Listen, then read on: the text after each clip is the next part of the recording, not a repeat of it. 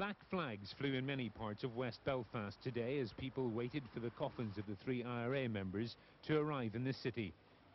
On the main road to Newry, the security forces carried out extensive searches. Soldiers of the regular army and the Ulster Defence Regiment examined hedgerows along the side of the road.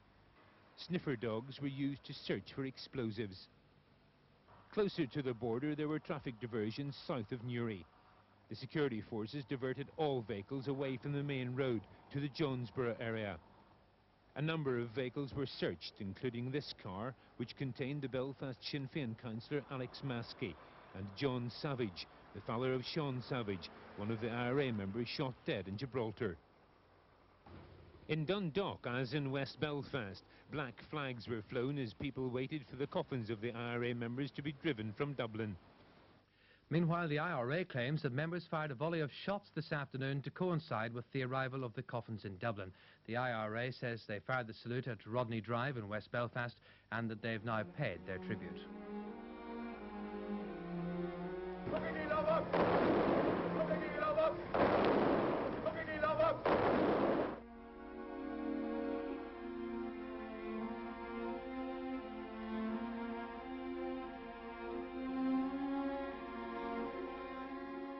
When the bodies of the 3 landed in Dublin to begin the long journey home to Belfast, their families were waiting to claim them.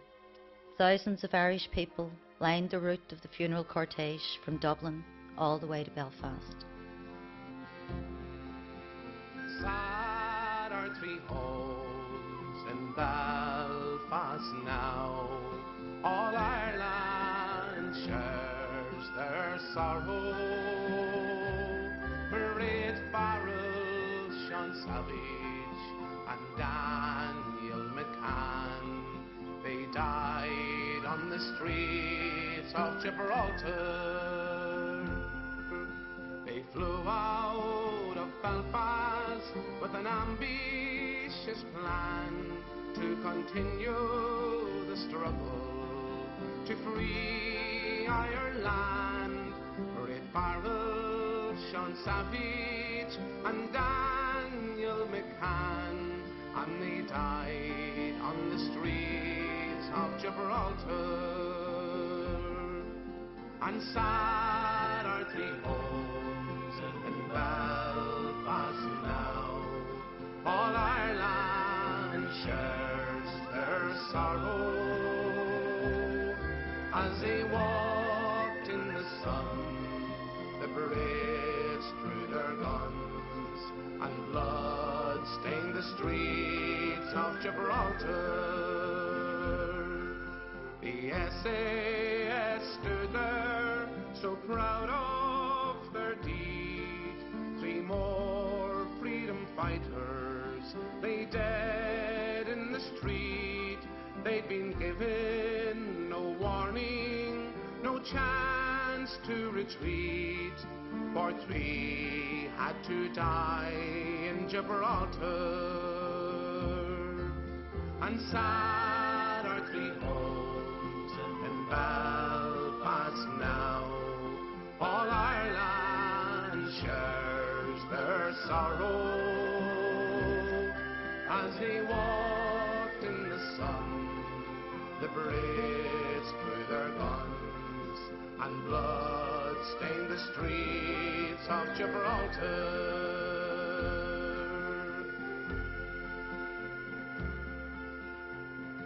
As the procession crossed the border, the RUC continually attempted to hijack the cortege, or at the very least delay it.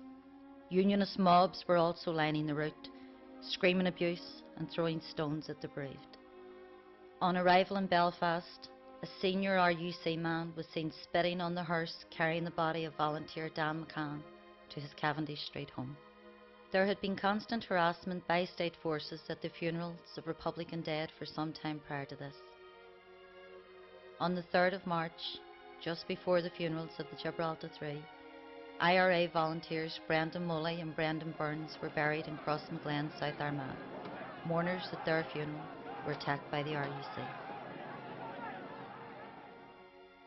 It was no surprise then that the RUC and the British Army maintained a heavy presence around the family homes of the Gibraltar Three and harassed mourners attending the wakes. In response, the IRA took to the streets, and on the 14th of March, as he was preparing to launch an attack on Crown forces intimidating mourners outside the Turf Lodge home of Sean Savage, volunteer Kevin McCracken was shot in the back by a British soldier. 2 other nationalists died at the hands of Unionist paramilitaries in the following 2 days. Charles McGrillen, a 25-year-old father from the Armour Road in Belfast, was shot at close range by a lone loyalist gunman on the 15th of March. Kevin Mulligan, who had been shot by a UDA gunman while working in a garage a year earlier, succumbed to his injuries and died in hospital. Due to the ongoing threat of sectarian violence and the constant presence of British state forces, tensions were high as the funerals of the Gibraltar Three began on the 16th of March. But strangely, there were very few RUC or British Army units shadowing the funerals.